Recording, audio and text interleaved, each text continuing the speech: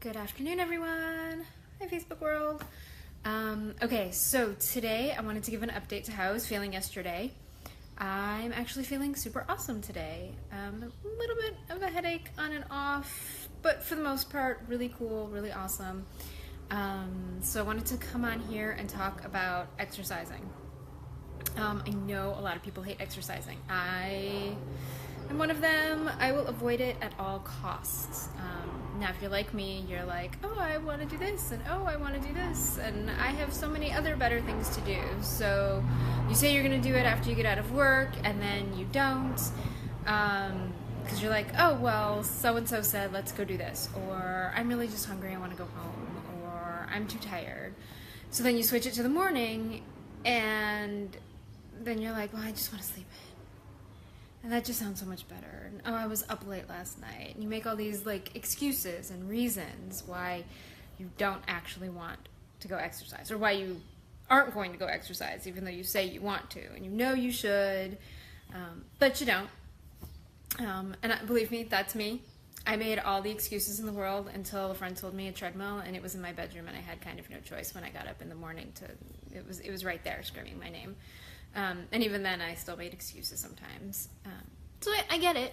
I understand that there is definitely that problem where it sounds like a really great idea to get some exercise and some activity in, and you feel really good afterwards, but getting that exercise in is kind of where you hit that problem, right? Well, I've discovered recently that there's a couple things that I absolutely love doing. First one being, I love going for walks. Walking is like where my brain just gets to wander, and I get to really enjoy being by myself. Sometimes I listen to a book on tape, or I catch up on podcasts. But for me, walking is just really nice, especially when it's really nice outside. If I'm going and hopping on the treadmill, it's okay. It's a good way to get the exercise in. I can still listen to my stuff, kind of good. It's one of those like save it for the wintertime kind of deals. I'd much rather be outside. But recently, I've actually come across this really awesome thing called dancing. I started with barre. My barre instructor does other dance classes, so I've been doing that too. And I just kind of dance around the house a lot also. But I've discovered that I used to do it a lot when I was younger. I danced so much. I mean, I did like all different types of dancing. I took formal dance classes. I just went out dancing a lot of times. Before my husband and I got married, we did at least 6 months of dancing. It was probably like a year worth of dance classes, and I absolutely loved it. I loved not just having the ability to like have a choreographed dance at my wedding, but the fact that we were getting out and we were moving, and it was fun. I just got to move my body in like really unique ways and be able to think about it, because dancing, you really have to pay attention to what you're doing and the moves and the beat and the rhythm. And if you're doing something choreographed, you have to actually remember how do you get your body to move in certain ways. And that works for any kind of dancing, whether you're partner dancing or individual dancing, your brain still has to work. So it's a really great activity for the brain and for the body, and getting it to move in different just ways that you normally wouldn't do. Now, I say this because I love dance. I love getting out there. I love moving. I love getting to learn how to move my body in different ways. When I was doing partner dancing more and learning that, it was a lot of trust, because I learned Texas two-step, and if you're a woman, or I should say the follower, in that, you're backwards pretty much the entire time. And with me and my husband, everybody who knows Christopher, he's like a foot taller than me. So on the rare instances when I was actually the one going face forward, I still couldn't see where I was going. So that one was really interesting, because not only could I not see, but he kind of couldn't see at that point. So it made it really interesting to have just not a lesson in how to move my body in different ways and to keep rhythm and to think about the choreography of it, but it was also a lot of like learning how to trust somebody else to lead, which for some people like me with some control issues, that might be a thing, right? Like learning how to let somebody else take control for a little bit.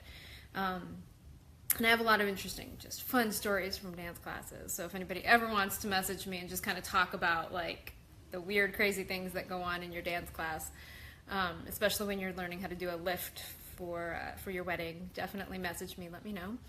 I'd love to talk about that some. Anyway, so I'm talking about dance a lot. And I talked about my walking and how much I love that. But not everybody loves dance. Not everybody loves walking. I played tennis growing up. I got into racquetball a little bit recently. It was okay. But some people love it. The guys in the room next to us were like there every single week and they knew what they were doing. They loved it. They were getting their activity. You know, there are people who love going to the gym and working out on the machines and doing the heavy weights and all of that. And that's great. There are people who love being on a softball team maybe. Or runners. I don't understand all you runners out there. I just don't. It's not my thing. But I know a lot of runners, and you guys are great.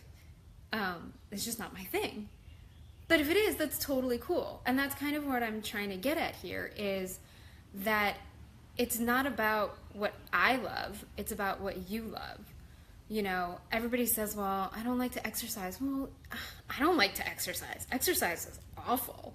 It reminds me of, you know, being sweaty and having trouble breathing and just feeling kind of inadequate, realistically. When you're doing something that you don't like, it automatically makes you feel very resistant to it. And so for me, it's not about exercising. It's about finding something that you love to do. It's about moving your body in a way that you love to move it. And I know people who just say, I just don't like to move at all. Well, I'm going to call your BS a little bit on that one, because everybody has a way that they like to move. And if you're not moving, you're not loving your body. Your body loves to move. Your body loves getting up and being in motion. And the more that you do it, the more your body is going to love you. Now, I know some people who really can't move. You know, you've got really bad pains. You've got, you know, arthritis issues. I had Epstein-Barr. Doing any kind of exercising when I had Epstein-Barr was like the worst thing ever, because I would just be more tired afterwards. I get it. If that, you know, if you've got something, you know, fibromyalgia, anything that it causes you actual pain or exhaustion after exercising, then by all means, take it easy. This is not necessarily for you, although there are ways to get activity in that can help you improve these conditions.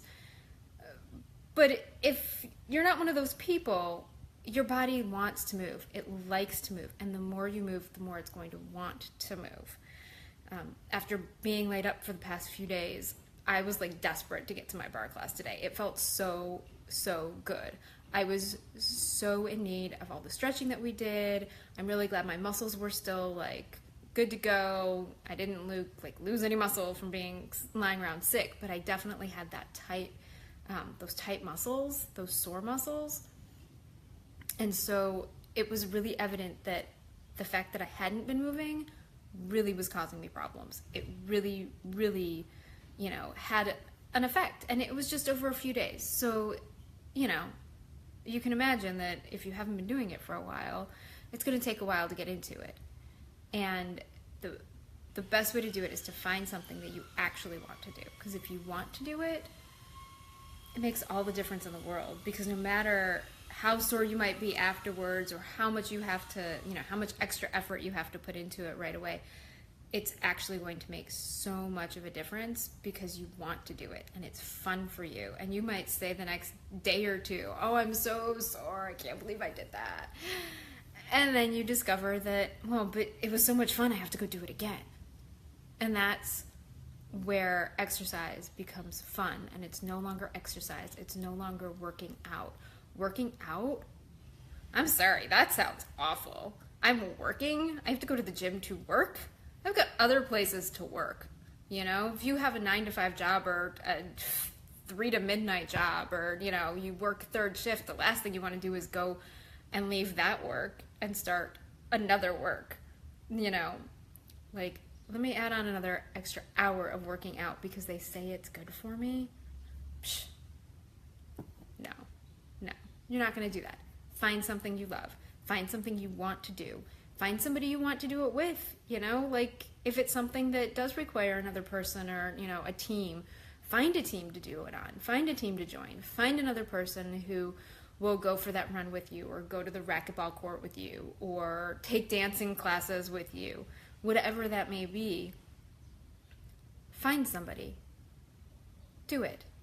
Get moving. Your body will love you for it. You'll love you for it. And then you can work on other things that are more important. That was it. See you guys later.